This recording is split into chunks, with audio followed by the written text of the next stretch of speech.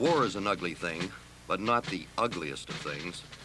The decayed and degraded state of moral and patriotic feeling which thinks that nothing is worth war is much worse. The man who has nothing for which he is willing to fight and nothing he cares more about than his personal safety is a miserable creature who has no chance of being free unless made and kept so by the exertions of better men than himself. Father, we come to this hour with grateful hearts to be in the home and with the children and the grandchildren and the great-grandchildren, and for this great privilege to bow before such a great God as you are. We thank you for it. May we have Thanksgiving Day, 1980. Felton Cheatwood gives the blessing at the dinner table of Bob Spear. Before him are the faces of 3 generations. Behind him, the memories of generations past. He is the patriarch of a family whose roots grow deep in the fertile soil of Missionary Grove, soil that has nurtured the lives of 4 generations while Felton was busy feeding their spirits, teaching them of God's Word and imbuing their lives with the principles of faith.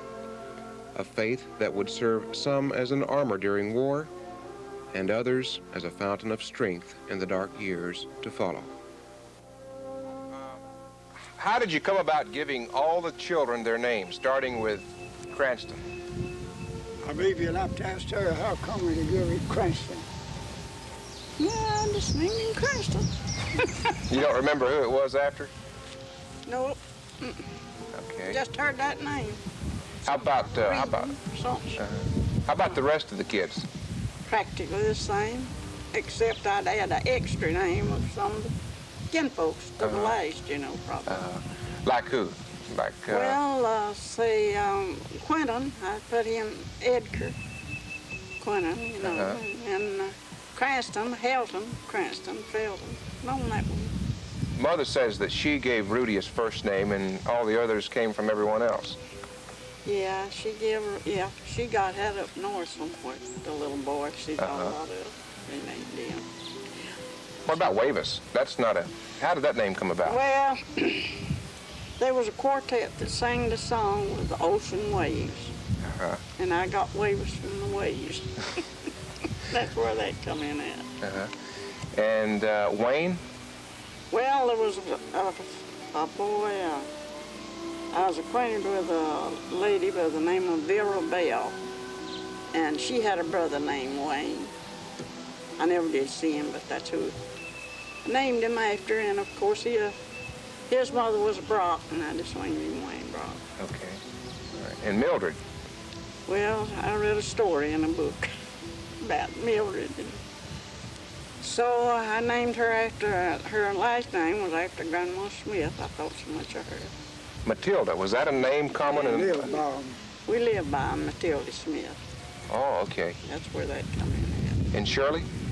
Well, I heard the name Shirley and I named her Shirley, but I read a story with the name of Rosamond of a little girl and put the Rosamond to that. Just first one thing and another. This was a swimming hole for basically all the boys and the entire family, starting out with Bill and Wayne, Wavis, Cranston. They built a running board to jump off into the creek. And they'd jump as far as they could, or turn a flip, or whatever it was, and the water was only about not hard, a little over waist deep out in the middle of it. Yeah. And we'd be swimming out there, and they'd jump off there, and when he jumped off, he hit me right in the middle of the back, and he done it purposely, you know, and I knew it. He told me, he says, he had done hit someone else, you know, laughed about it and messed him up. And I told him if he jumped on me like this, he'd have to pay for it. And I said, if you don't believe me, you just try it. And I swam out there. I got out in position, and when he come off that board, I dropped my feet down to the bottom and propped my right wrist arm with my left and let his chin come down and catch on my fist. And they drug him out.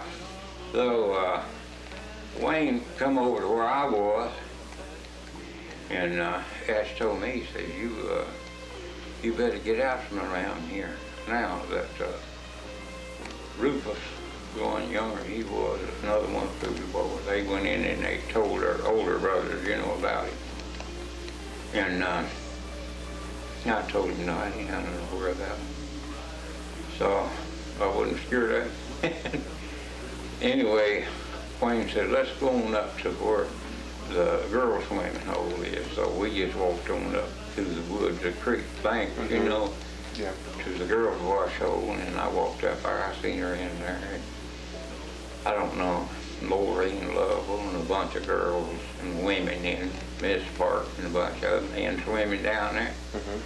And that's the first time I ever seen your mother. The White House has just announced that the Japanese are attacking military and naval establishments on the island of Oahu in the Hawaiian Islands. We have witnessed this morning a severe bombing of Pearl Harbor by enemy planes, undoubtedly Japanese. The city of Honolulu has also been attacked and considerable damage done. It is no joke, it is a real war. In the winter of 1941, events in the Pacific and Atlantic would forever change the lives of the Cheatwoods. We will gain the inevitable triumph, so help us God. We was at the barn down there. A fella had come down there and swapped a mule to me for one of the horses I had. And he told me that we was in war again. Okay, and I said, well, I guess my boys will have to go. Wayne, now married to Maureen Lovell, prepares to face the inevitable draft, as does Bill, who is still at home. Bob is in Camp Blanding, Florida, his National Guard unit now called to active duty, as are dozens of others across the nation. In the Pacific, the Japanese Empire is growing, island after island, and by the summer of 1942, no American infantryman has faced a Japanese or German soldier. America is preparing its giant war machine for what it considers its most immediate threat, the Nazis.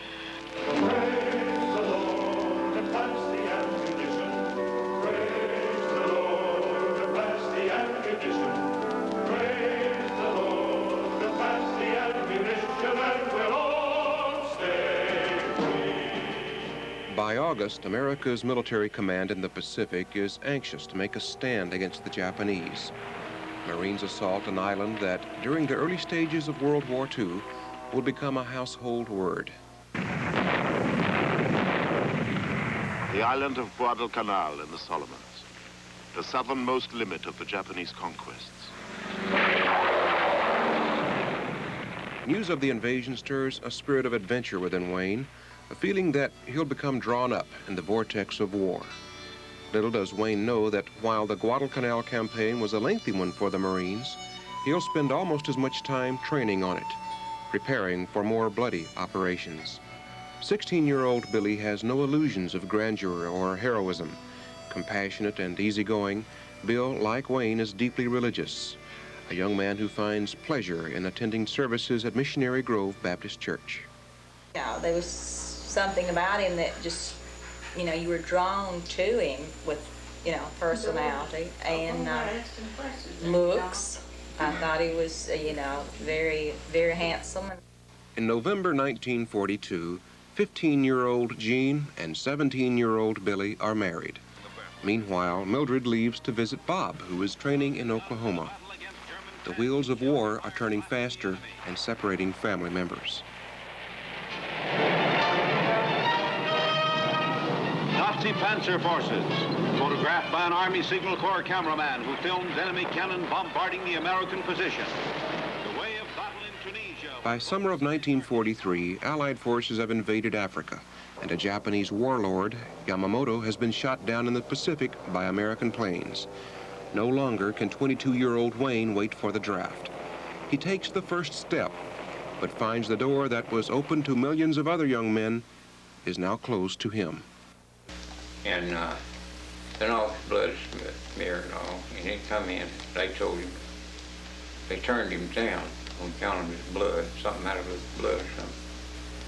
And I went with him up there to get another, to have him to give him another exam, plus there and all. And they figured out they had another, they got their numbers of him and some colored guy. Down here at Arkansas, his blood test, that was his, the colored guy. They had it matched up with his in some way or another, and by him going to again, they straightened it up. Now, what was he trying to do at that time? Join the Army, join Marines, or what was he trying to get into? He volunteered. He had volunteered? Yeah, Wayne was volunteer. Why? Did he ever tell you why? I mean, didn't you ever say... I'm sure about Wayne. I know, but I'm saying, didn't you ever say, why are you volunteering? He said he just wanted to. But what did he tell me? I begged him to stay out. I said, I'm already in it up to my ears, Wayne. I said, can't you see it? And I begged him to stay out. Why? Did you just say you wanted to, did he say any particular reason why? No, he said, all I remember, he had a desire to join him. Yeah. And try to, he figured it'd be the best thing for him. Yeah. If he made it true, you know. Yeah. Something to look forward to. So, but it didn't happen.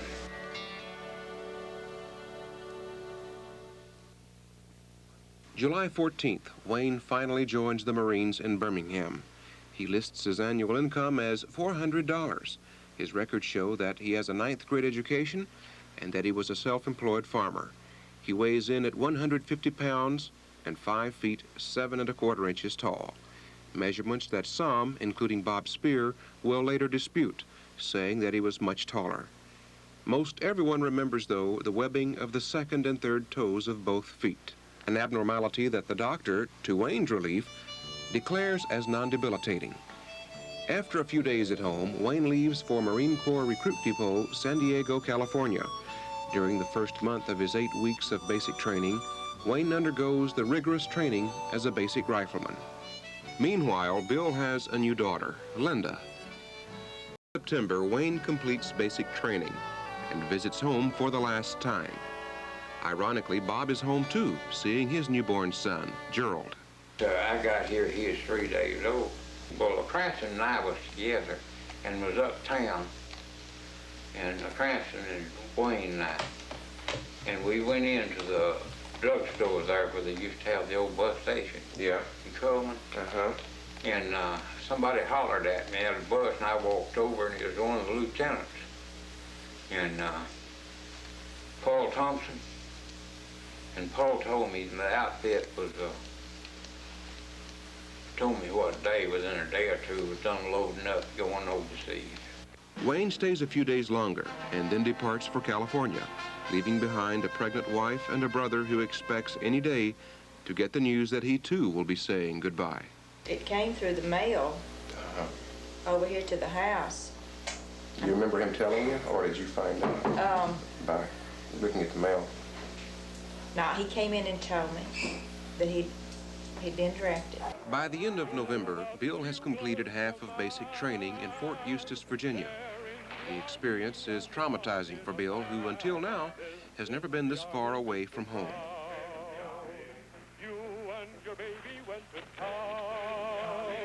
He had you worried, but this is war, and he won't worry you anymore. Mr. Jones, Mr. Green. I went by Bill to see him. He had landed at Fort Eustis in anti-aircraft training. And he was on guard duty that night when I got over. Went in and stayed the night, part of the night with him. Yeah. And talked to him. And Bill told me then he'd never come back alive. Wayne gets the news during the final days of sniper training that he won't be joining the elite Raiders outfit as he had anticipated. Conventional warfare in the Pacific has replaced the need for small unit strikes for which the Raiders had become famous. He writes home that he wants the land that mother and father has offered him, but it will be next year before he can pay for it. By mid-December 1943, Wayne has joined the 35th Replacement Battalion. He gets word that he's the father of a son and writes, I guess it'll be a long time before old Butch walks. I wish I could see him. We swim here before sunup. We practiced landing on a barge, and I got dunked with my rifle. Costs $100, so I guess I'd better take care of it. It's a good one, though. Better than the Japs. In Virginia, the weather and Bill's attitude have much in common. I can't believe the amount of beer these guys drink. If I stay in here the rest of my life and they sell beer all the time, I'll never let a drop of it hit my mouth. New Year's Eve, Wayne spends his first night aboard ship, the USS Rochambeau. Destination, New Guinea. Goodbye, Mama. I'm off to Yokohama for the red, white, and blue. My country and you. Goodbye, Mama. I'm off to Yokohama just to teach all the Japs. The Yanks are no slap. A million fighting sons of Uncle Sam, if you please. We'll soon have all those Japs right down on their Japanese. Goodbye. He moves closer and closer to the front, training in such places as New Caledonia and Oro Bay, New Guinea. For Bill, the agony of training and waiting takes its toll. Well, we'll probably ship out of here March 4th. I'm sorry to hear that Wayne has gone across. Some of the boys from 3rd Battalion were sent to Alabama. Boy, I hope they ship me to old Alabama. While Wayne cuts hair aboard ship off the coast of New Britain, Bill shares a similar experience. Can't believe I get as much as I do. 35 cents a head. I made $2.50 after cutting only 2 hours. Basic is finished, and my sergeant told me, or as good as told me, that I was going to California. Boy, that make me feel bad.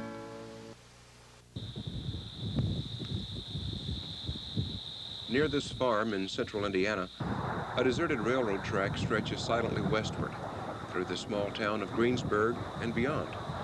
It was 1977 when the last freight train came through here, 1961 when the farmers saw the last passenger train. But in the spring of 1944, the livelihoods of Greensburg merchants depended upon the steady stream of traffic from the New York Central and James Whitcomb Riley railroad lines.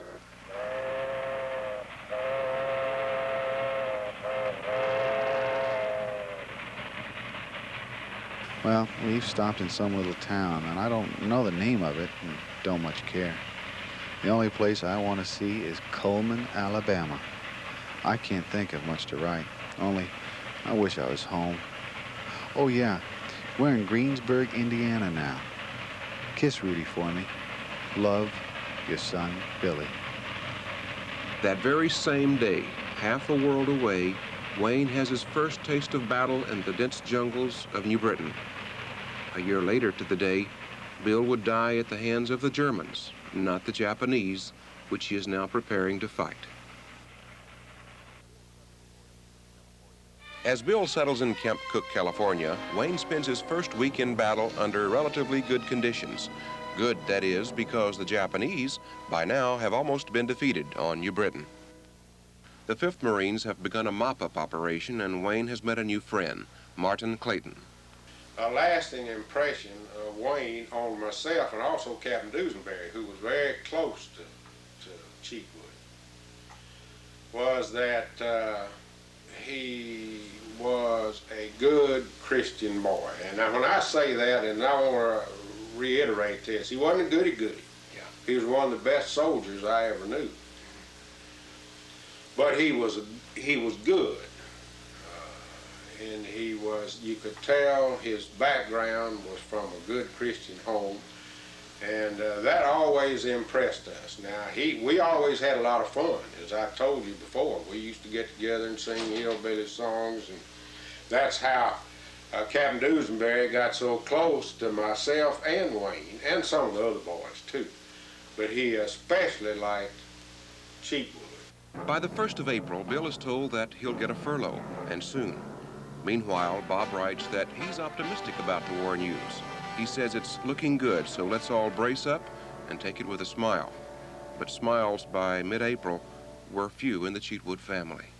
When we went to carry him to the depot, his wife was weeping, of course, and the train rolled up, and I said to Billy, I'd go in your place if they'd let me. I'd love to go in your place and take your place. He told me he noted, but he said, Daddy, if I don't see you no more, I'll meet you in glory. He went in and he set his little satchel down, and he come back to the door of the train, and with tears running down his cheeks, and way by the last time, I said, farewell till the morning of the resurrection.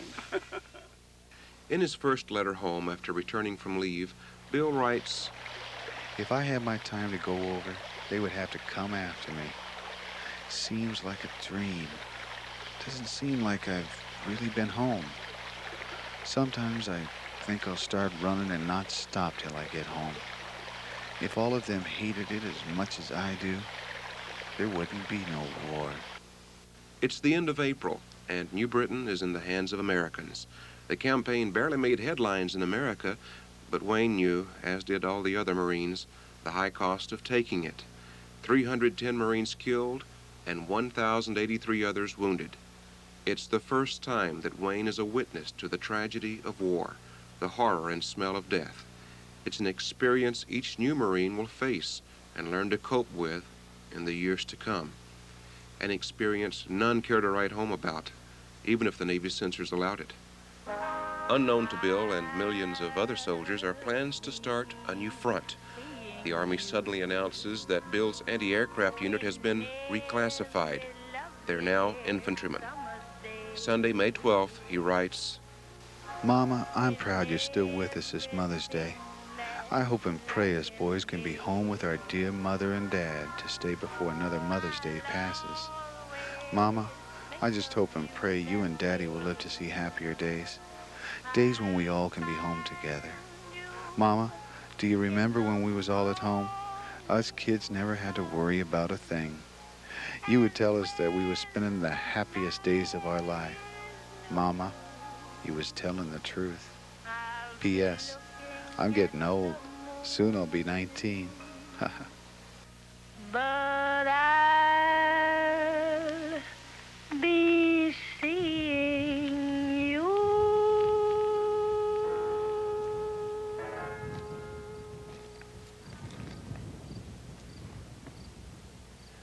Down these tracks on May 30th, 1944, Bill arrived on a train. What he expected at Camp McCoy was a few weeks of training, but instead what he got was 6 months of long, hard work and a lot of uncertainty. This is Supreme Headquarters, Allied Expeditionary Force.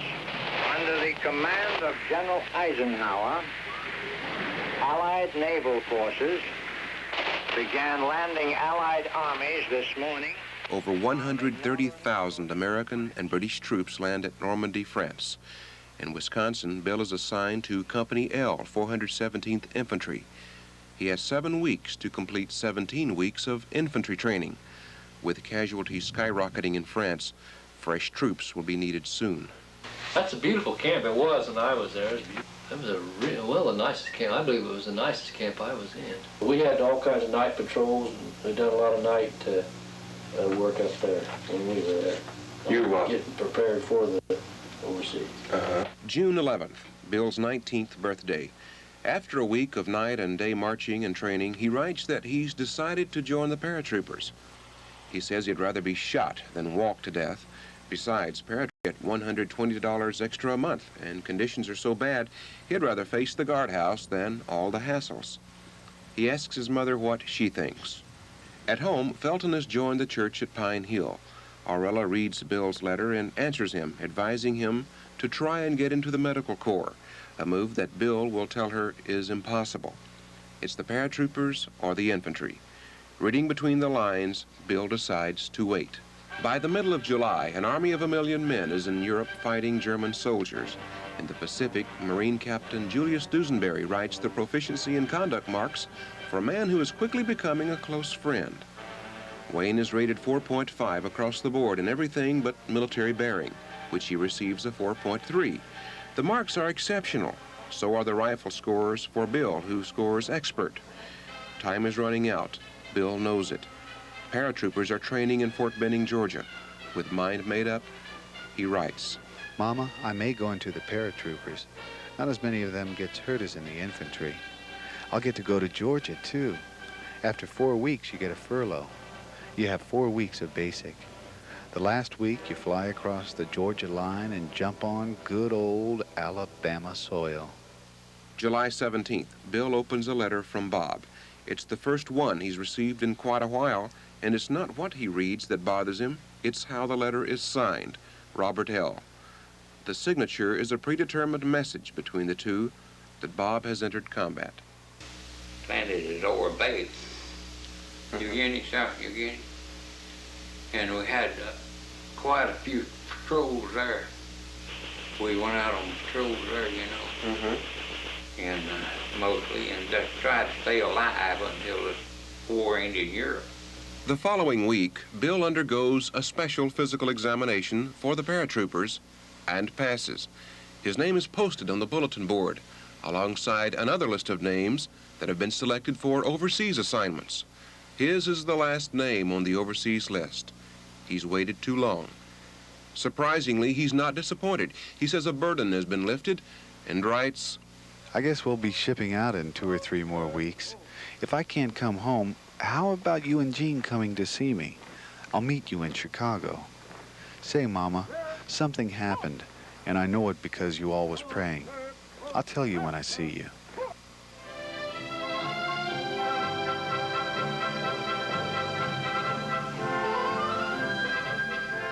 Late August, the 1st Marine Division has gears in motion, training on Guadalcanal for Operation Stalemate. Bill is told he'll get a furlough and is pulled out of the field early to pack for the trip. He spends 2 agonizing days waiting when he learns that his name has been taken off the overseas list and he's no longer eligible for a furlough. On Wayne's 24th birthday, he leaves Guadalcanal on a 2,100-mile trip to Peleliu. On the afternoon of September 15th, sitting on his bunk alone while his company is in the nearby recreation hall at a dance, Bill writes home. At that same instant, on 2 separate islands, Wayne and Bob land on hostile beaches. Bob on Maratai and Wayne on Peleliu. Martin Clayton remembers what Peleliu was like. I never shall forget, and this may not be significant to the story, but we were pinned down on the beach. And all of a sudden they said, flamethrowers foreign. And I said, oh no. And I said, me? And I crawled up and got rid of my load. I don't know whether it did any good or anything, but I got rid of that thing. And when that 60-minute burst, that's all it lasts, 60 minutes. I mean, 60-second burst. I dropped that thing and I got rid of it, and I haven't seen it since. 6 miles long and 2 miles wide at its extremities, Peleliu contains some 500 caves filled with Japanese. Soldiers so adept at concealment that 10 years later, Americans will still discover soldiers in hiding. Crossing the runway is the first objective for 5th Marines, and both Wayne and Captain Dusenberry will be wounded during the attempt. October 27th, Wayne leaves Peleliu aboard the USS Sea Runner, leaving behind an overworked Graves registration team. 1,039 soldiers and Marines are being buried. Dearest Mother and all, on my way back from the PX this evening, I stopped in at the chapel.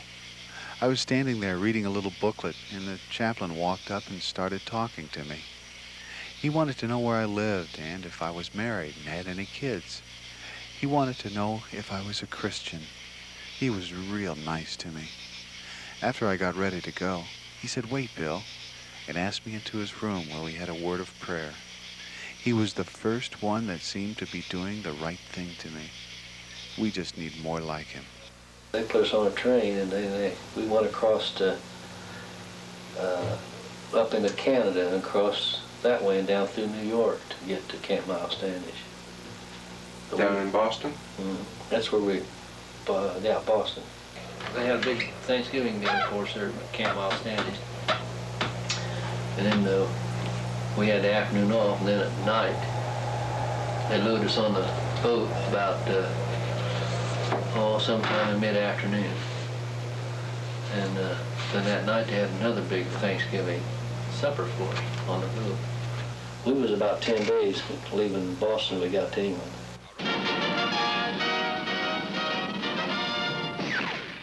By the end of December, the Battle of the Bulge has cost the Nazis 120,000 men. Only the Rhine River remains as an obstacle to the heart of Germany, Berlin. General George Patton plans to beat the Russians and British to the punch by getting there first. When we got off of the boat there into France, snow was, you slept right out in the snow. Your shelter has and what you can keep on with. And at the Saar River, we crossed at Echternach. They brought us into Echternach, and we stayed in the basins that night, and then after dark, about midnight, they took us all out and took us down the river, and we got in boats. And we went across the river in those boats, paddled across there. I don't know how in the world the guy ever made it, because it was dark and the river was real swift. I suspect the river was near out to the road wide. Ordinarily it wasn't that wide, but the river was swollen with water, coming down with melting snow. And after we got across, then you got in minefields, and then our object then was to hold, and we made a bridgehead over there so the other divisions could come across. And we tried to hold until they built a bridge across the river to get the equipment across. Well, they finally built a bridge across, got the equipment across, and things began to move. We were taking pillboxes while we were taking, because that was all infested with pillboxes, signatory lines. A lot of my outfit was killed, a lot of them were, and wounded, and there wasn't too many left in my outfit when they took us back in reserve. West of the small town of Kiel, Germany, on March 6th, Company L begins a 24-hour odyssey of terror. 7 a.m., March 7th.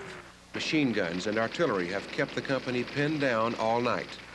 By 9 a.m., Bill's unit is able to break through the line of Germans and sweep through Kiel. At 12:40, the company gets the word that a Nazi radio message has been intercepted, and Kiel is about to be counterattacked. They're ordered to return to Kiel and provide security, but a German pillbox is sweeping their lines with deadly machine gun fire. Hours later, the pillbox is destroyed. For 5 hours, the company fights its way back into the city, and at 8:40 p.m., the commanding officer radios battalion headquarters that they've arrived. The company is down to less than half strength, and heavy bombardment from artillery and German infantry assaults causes Captain Jack, the company commander, to request permission to withdraw. The request is denied, and instead he's told to keep the line at any cost. But the situation only worsens, and by 10:40 p.m., the company commander again threatens to withdraw. This time the division commander, General Schmidt, orders him to stay. By midnight, the shelling has stopped and the counterattack has failed. Bill is dead. They knocked on the door, and I said, "Come in," and they knocked again. I said, "Come on in, there ain't nobody here but me." They come in, I was tired. I'd been cutting wood that morning, I believe. And when I seen him step in, he was a taxi driver, and he had an envelope in his hand. I said, "That's from the War Department, ain't it?" He said, "Yeah." I said, "It's Billy." And I broke it, and when I see it said, "We regret to report that your son got killed, certain day." I fell. I thought I'd be brave, but under the strain, I fell just like I was shot. Grandmother got the word, her and Grandpa got the word, and they came over there and told me. It was a bright, sunshiny day. I remember the day,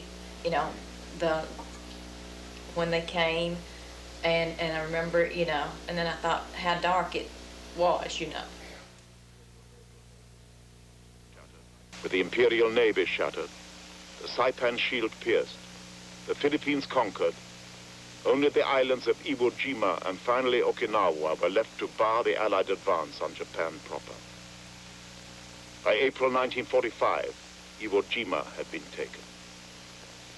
Now an American army protected by massed warships threatened Okinawa, the last island before Japan.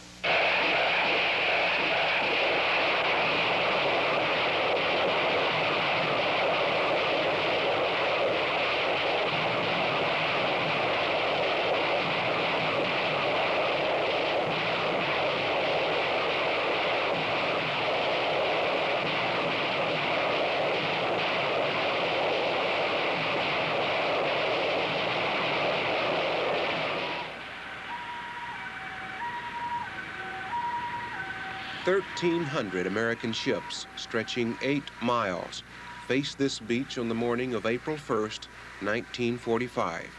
It's Dusenberry's 24th birthday as he and 1,200 other American soldiers and Marines run across this beach. But there's no time for celebration. Ahead are 110,000 Japanese soldiers preparing to fight till death.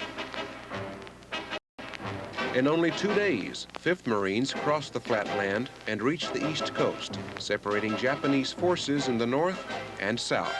Resistance is light. The Japanese are waiting in the hills.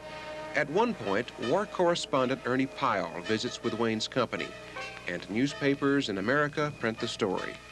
At home, American attention is focused on action in Okinawa, and no one is prepared for what happens next. We switch you now to Arthur Godfrey. The drums are wrapped in black crepe and are muffled, as you can hear. And the pace of the musicians is so slow. And now just coming past the treasury, I can see the horses drawing the caisson. And most generally, folks having as tough a time as I am trying to see it.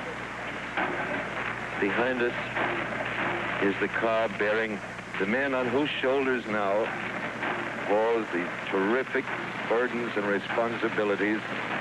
God bless him, President Truman. On the day Roosevelt is buried, Wayne gets word that Bill is dead.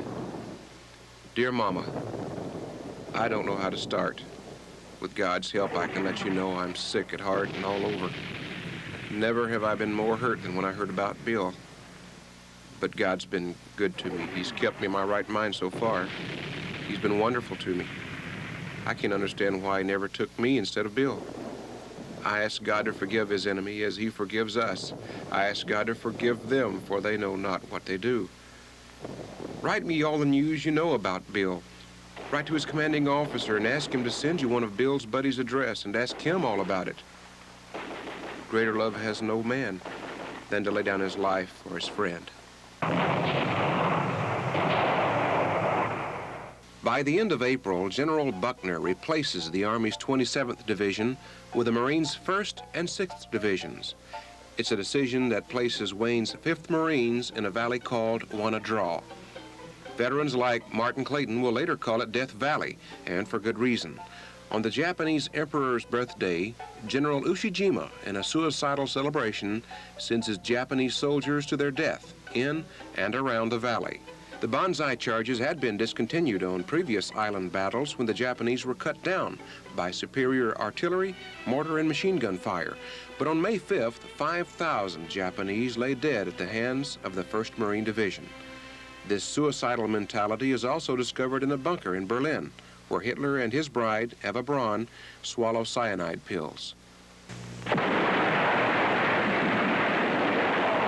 General Eisenhower informs me that the forces of Germany have surrendered to the United Nations. The flags of freedom fly all over Europe. I only wish that Franklin D. Roosevelt had lived to see this day. Soldiers and Marines on Okinawa had little to celebrate about. On May 9th, 5th Marines had worked its way ahead of the other units.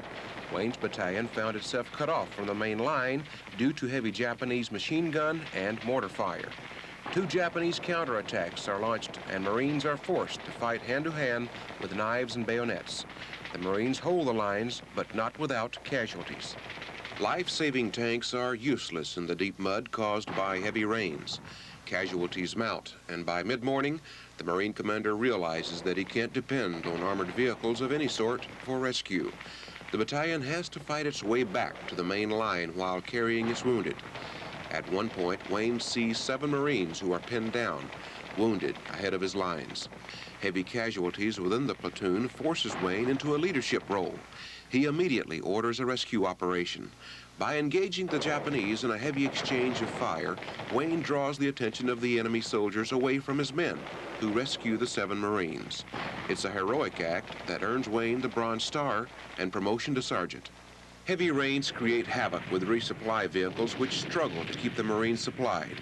The offensive grinds to a slow crawl as the Americans reach the bottom of Shuri Ridge, the Japanese headquarters. By now, Shuri Castle has been walloped with 200,000 artillery rounds and countless mortar and air attacks. But 20-foot thick walls and miles of underground tunnels have kept enemy soldiers safe. General Ushijima realizes that as soon as skies clear, Shuri Castle will certainly fall. He orders a withdrawal to the southern tip of the island during the rainy night of May 28th. The following morning, Wayne's company finds itself in the enviable position of staring up at an undefended ridgeline. The Japs have been caught with their pants down, the regimental commander believes, and he orders Wayne's company to move out. What happens next sparks front-page headlines around the world and a controversy between the Army and Marines that some are still arguing about. Dusenberry got some notoriety on this thing that he didn't like. They claimed that we raised the rebel flag on Shuri Castle instead of the American flag first. And of course that got some criticism. And actually we didn't. Now old dudes carried my rebel flag with him all the time, but we didn't raise any rebel flag. That was just some word of mouth, like somebody would say, well, if Captain Dusenberry took it, he'll probably raise the rebel flag. But again, there was little time for celebration. From Shuri Ridge, Wayne could almost see the end of Okinawa, and he knew that with each step he made, the battle was drawing to a close. Rows of tiny white crosses lined Higuchi Beach, and from Shuri Ridge, the 1st Marine Cemetery was a clearly visible reminder that action was far from over. For the following 2 weeks, action is sporadic. 5th Marines is busy preparing evacuation routes and patrolling their sector. Thousands of Japanese are bottled up in southern Okinawa, and the final sweep south will be a bloody one for both sides. June 18th, Wayne's close friend, Captain Dusenberry, is struck down by a sniper's bullet, an injury that will paralyze him until his death in 1977. General Ushijima considers the battle loss a disgrace, and in a cave along the cliffs, less than a mile from where Wayne is fighting, he commits harikari. With their Japanese commander dead, enemy troops dig in and prepare to defend their final position, Hill 79. On the morning of June 20th, the New York Times considers the end of the battle for Okinawa only hours away, and considering the final objective size, that observation seems reasonable. No longer than a football field and less as wide, Hill 79 held the final bastion of Japanese resistance. A close-up examination of the hill reveals why the enemy chose this position rather than one of the many others. A large crack big enough to hide enemy troops runs lengthwise across the top of the hill. This natural formation provides Japanese soldiers with the advantage of reinforcing any side of the hill threatened by oncoming troops. Months of attrition has sapped the strength of Wayne's platoon. 60 at full size, it's now less than half that big. And we were just scattered some fierce. But we weren't getting any replacements. We were getting all these casualties, but we weren't getting any replacements. At 7:30 on the morning of June 20th, Company A assaults Hill 79 from the northwest. The Japanese shift men to counter the attack. Out in the open and unprotected, the Marine commander decides to shift the direction of attack and moves his men to the opposite side of the hill. Again, the Japanese shift their men. By 1 p.m., Companies A and B have fought to within 75 yards of the top of the hill. Wayne's platoon commander is wounded, and Wayne takes over. The end of the battle is near. Wayne realizes this and faces a critical decision. Should he take his inexperienced men further into battle and hope that other Marine platoons spread thinly around the hill can keep pace with him, or stop and risk losing momentum when the end is obviously near? For reasons known only to him, Wayne decides to press on. For 3 hours, they burn and shoot their way to the top until they reach the eastern end of Hill 79. Ahead of the other platoons, he and his men are alone. The fanatical Japanese refuse to surrender and rush every available troop to a position so as to drive the Marines back down the ridge. Directly to his front, Wayne sees the sun beginning to set. He knows that to stay after dark would be suicidal for his handful of men. Hoping he'll be lucky a second time, he decides to once again draw enemy fire while his men withdraw to safety. Japanese machine guns and rifles bear down on the coral rocks where Wayne stands shooting. Seconds later, his men are safe, but Wayne is dead. The final entries in Wayne's record book gives one an idea what would have happened if Wayne had lived. For bravery, a Bronze Star, a Silver Star, character excellent, and a discharge scheduled for June 23rd. I felt a lot of times that I'd get down southern out, and I looked at the Lord, and I'd say, well,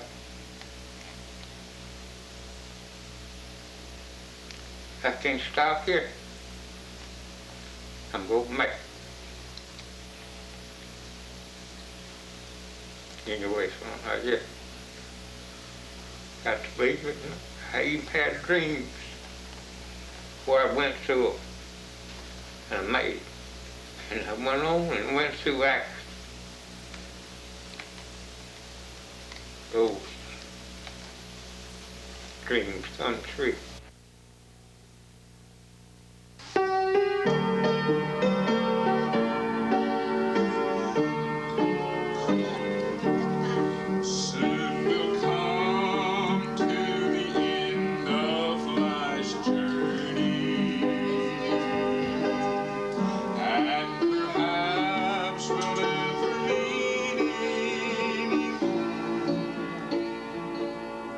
You lost 2 sons in that war.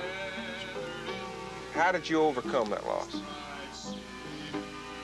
I hadn't overcome it yet. I will overcome it by the help of God. That's all. I had give them up before they come. I didn't tell. I told one of my neighbors, I said, I'd like to write a letter and seal it, not to be open until I say. Well, I decided I'd just tell him what it was. I said, Billy won't come back. I vow to thee, my country, all earthly things above, entire, whole, and perfect, the service of my love. The love that asks no questions, the love that stands the test, that lays upon the altar the dearest and the best, the love that never falters, the love that pays the price, the love that makes undaunted the final sacrifice. The sun